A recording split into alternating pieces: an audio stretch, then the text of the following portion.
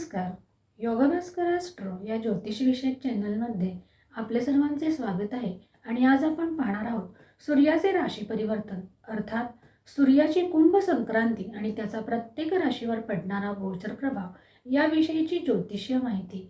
दिनांक 13 फेब्रुवारी 2026 रोजी पहाटे 4:04 सर्व ग्रहांचा राजा असलेला हा सूर्यग्रह आपली सध्याची मकर राशी सोडून शनीच्या मूल त्रिकोण राशीत अर्थात कुंभ राशीमध्ये प्रवेश करणार आहे. कुंभ ही वायुतत्वाची रास आहे आणि येथे त्याचे वास्तव्य 14 मार्च 2026 पर्यंत असणार आहे. ज्योतिषशास्त्रामध्ये सूर्याला राजाची संज्ञा प्राप्त आहे. सूर्याला आत्माकारक ग्रह असे म्हटलेले आहे.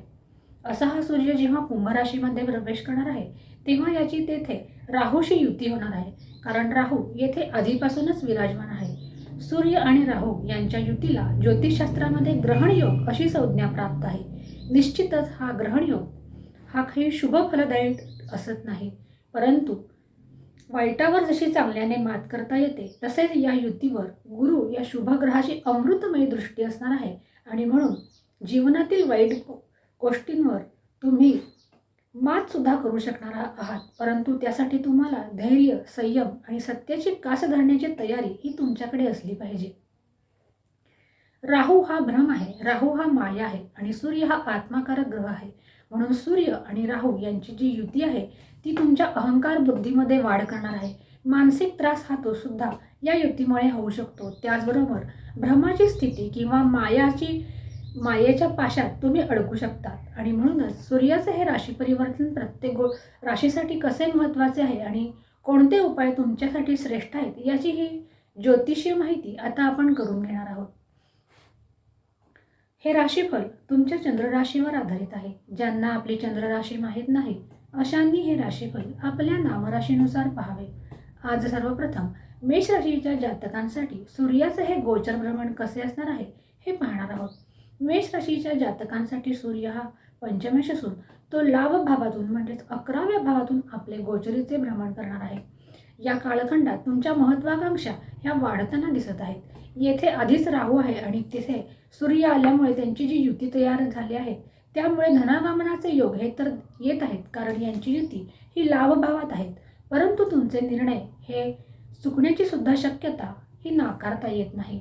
येथे असलेला राहू तुम्हाला भ्रमात टाकू शकतो आणि म्हणून तुम्ही योग्य ती काळजी घेणे हे गरजेचे आहे. तुम्ही जर योग्य अभ्यास आणि काळजी घेतली तर गुरुची जी शुभदृष्टी तुमच्या सूर्य आणि राहू या युतीवर पडत आहेत त्या गुरुच्या दृष्टीने तुम्हाला वाईटातून सुद्धा चांगले किंवा वाईटावर मात करण्याची शक्ती ही मिळणार आहे. सूर्याचे हे गोचरीचे भ्रमण संततीचा विचार करतात. संततीची तुम्ही काळजी घेणे आवश्यक आहे. प्रेमीजनांचा विचार करता सूर्याचे हे गोचर तुमच्यासाठी फारसे अनुकूल नाही, परंतु ठीकठाक परिस्थिती असलेली दिसून येते. विद्यार्थ्यांचा जर विचार केला तर नवीन दृष्टिकोनातून अध्ययन केल्यास तुमच्यासाठी ते श्रेष्ठ असणार आहे आणि विद्यार्थ्यांना तशी इच्छाही असणार आहे. नोकरी आणि व्यापार दोन्हीसाठी सूर्याचे हे गोचर तुमच्यासाठी चांगले असणार आहे. स्वास्थ्याचा जर विचार केला तर स्वास्थ्याच्या दृष्टीने फारशी काळजी करण्याचे कारण नाही, परंतु ज्या स्त्रिया गर्भवती आहेत त्यांनी मात्र स्वतःच्या स्वास्थ्याची योग्य ती खबरदारी घेणे हे आवश्यक असणार आहे. उपाय म्हणून मेष राशीच्या जातकांनी आजारी लोकांची सेवा केल्यास त्यांना सूर्याचे हे गोचर त्यांच्यासाठी अनुकूल सिद्ध होण्यास ही मदत मिळणार आहे. तर वृषभ राशीच्या जातकांसाठी सूर्य हा ग्रह चतुर्थ भावाचा म्हणजे सुख भावाचा मालक असून तो दशम भावातून आपले गोचरीचे भ्रमण करणार आहे. येथे म्हणजे दशम भावात सूर्य हा दिग्बली असतो. कार्यक्षेत्रामध्ये हा कालखंड चांगला आहे, परंतु त्यात षडयंत्र असण्याची सुद्धा शक्यता आहे आणि म्हणूनच तुम्ही सजग राहिली पाहिजे. गुप्त शत्रू किंवा गुप्त विरोधक हे तुमच्या कार्यक्षेत्रामध्ये असू शकतात. म्हणून नोकरी किंवा कार्यक्षेत्रात तुम्ही योग्य ती खबरदारी घेतली पाहिजे आणि सत्याची कास ही धरली पाहिजे, ज्यायोगे तुम्हाला सूर्याचे हे गोचरीचे भ्रमण चांगले जाण्यास मदत मिळणार आहे. व्यापाराच्या दृष्टीने हा कालखंड चांगला आहे.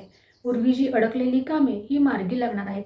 नोकरी करणाऱ्यांसाठी हा कालखंड चांगला आहे आणि नवीन नोकरीच्या जर शोधात असाल तर त्यासाठी सुद्धा सूर्याचे हे गोचर भ्रमण तुमच्यासाठी अनुकूल आहे. विद्यार्थ्यांसाठी हा कालखंड चांगला असणार आहे.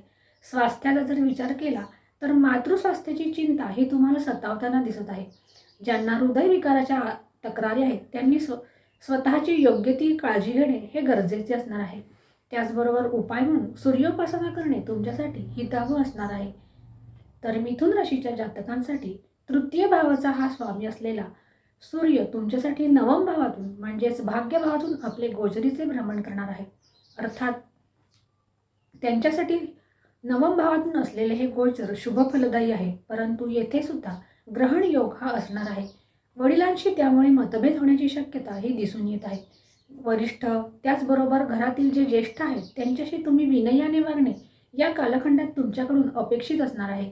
या कालखंडात प्रवासाचे योग सुद्धा तुमच्यासाठी घेऊन येताना हा सूर्य दिसत आहे.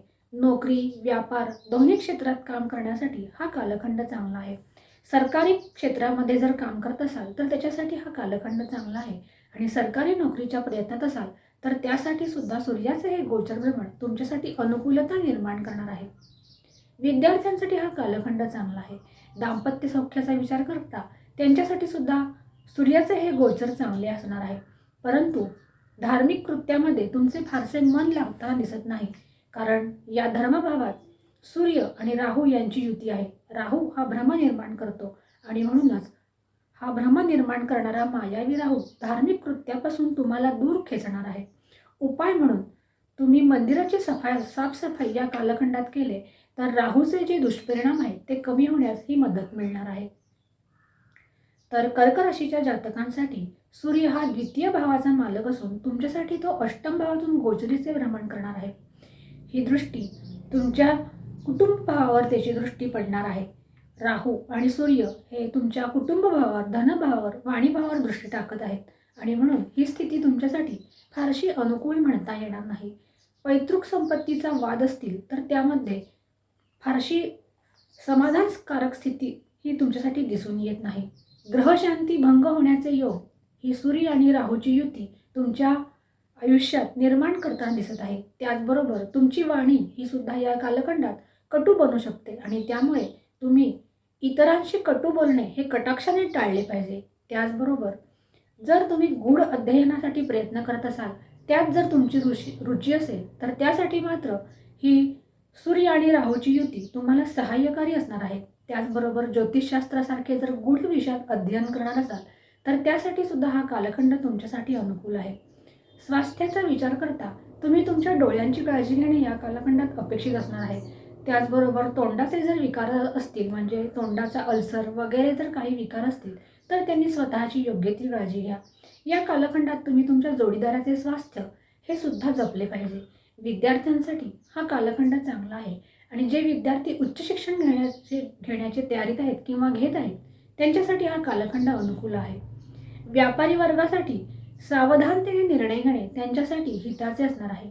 कायद्याचे उल्लंघन त्यांच्यासाठी अहितकारी ठरू शकते.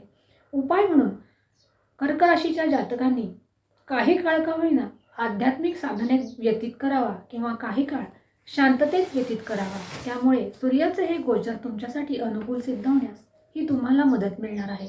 तर सिंह राशीच्या जातकांसाठी हा सूर्य लग्नेश आहे आणि तुमच्यासाठी सप्तम भावातून आपले गोचरीचे भ्रमण करत आहे. हा भाव तुमच्या दाम्पत्याचा आहे. ह्या दाम्पत्य भावामध्ये सूर्य आणि राहू यांची युती आहे. त्यामुळे दाम्पत्य जीवन बाधित करण्याची शक्यता ही फार जास्त आहे, परंतु त्यावर गुरुची शुभदृष्टी असल्याने त्यातून मार्गसुद्धा निघणार आहे. या कालखंडात तुम्ही अहंकारी बनलेले दिसून येत आहात. अहंकारावर नियंत्रण ठेवणे तुमच्यासाठी अत्यंत गरजेचे असणार आहे. तुमचे व्यक्तिमत्व त्यामुळे बाधित होऊ शकते आणि म्हणून तुम्ही अहंकारावर मात करणे तुमच्यासाठी अत्यंत गरजेचे असणार आहे. व्यापाऱ्यांसाठी जर जे भागीदारीमध्ये काम करतात त्यांनी काळजी घेणे आवश्यक असणार आहे. विश्वासाला तडा जाणार नाही याची काळजी घेणे आवश्यक असणार आहे. भागीदारीमध्ये वादविवाद होण्याची शक्यता ही नाकारता येत नाही. सिंह राशीच्या जातकांनी कोणत्याही प्रकारच्या अतिरेकापासून स्वतःचा बचाव करणे त्यांच्यासाठी मूलमंत्र असणार आहे. विद्यार्थ्यांसाठी हा कालखंड चांगला असणार आहे. त्याचबरोबर नोकरी व्यापार यासारख्या क्षेत्रात काम करण्यासाठी सुद्धा सूर्याचे हे गोचर अनुकूल असणार आहे. उपाय म्हणून सिंह राशीच्या जातकांनी घरातील जो इलेक्ट्रॉनिक कचरा आहे तो जर हटवला तर सूर्य आणि राहू यांच्या युतीचे दुष्परिणाम कमी होण्यास तुम्हाला मदत मिळणार आहे. तर कन्या राशीच्या जातकांसाठी सूर्य हा व्ययेश आहे आणि तो तुमच्यासाठी षष्ठ भावातून गोचरीचे भ्रमण करत आहे. षष्ठ भाव हा रोग, रिपू, ऋण यांचा भाव आहे. परंतु षष्ठ भावामध्ये पापग्रह हे चांगली फळे देतात. विरोधक या कालखंडात तुमच्या पुढे नतमस्तक होताना दिसत आहेत. कार्यक्षेत्रामध्ये चुरस असणार आहे, परंतु तुमची तुमच्या कामावर ही घट्ट पकड असणार आहे.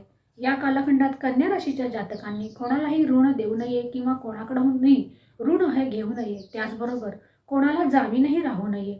नोकरी आणि व्यापार यासारख्या क्षेत्रामध्ये काम करणाऱ्यांसाठी ही चुरशीची स्थिती असणार आहे, परंतु त्यांनी आपल्या कामावर लक्ष दिले पाहिजे.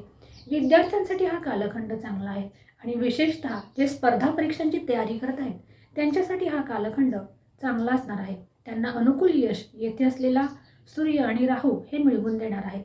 दाम्पत्य जीवनाचा जर विचार केला तर त्यांच्यासाठी दाम्पत्य जीवनात फारशी अडचण असलेली दिसून येत नाही. स्वास्थ्याचा विचार करता ज्यांना पचनसंस्थेचे आजार आहेत त्यांनी स्वतःच्या स्वास्थ्याची काळजी घ्यावी. त्याचबरोबर शिरांची, नसांची जर दुखणी असतील तर त्यांनी आपली योग्य ती काळजी घ्यावी.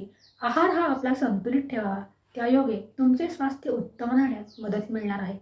आणि उपाय म्हणून कन्या राशीच्या जातकांनी सुद्धा तुमच्या हाताखाली काम करणारे जे तुमचे सहकर्मी आहेत त्यांना मदत करा आणि त्यांच्याशी जर तुम्ही सामंजस्याने वागला तर सूर्याशी हे गोचरीचे भ्रमण तुमच्यासाठी सुद्धा अनुकूल ठरण्यास ही मदत मिळणार आहे. अशा रीतीने आज आपण सूर्याचे गोचर भ्रमण आणि त्याचा प्रत्येक राशीवर पडणारा गोचर प्रभाव याची माहितीही जाणून घेतलेली आहे.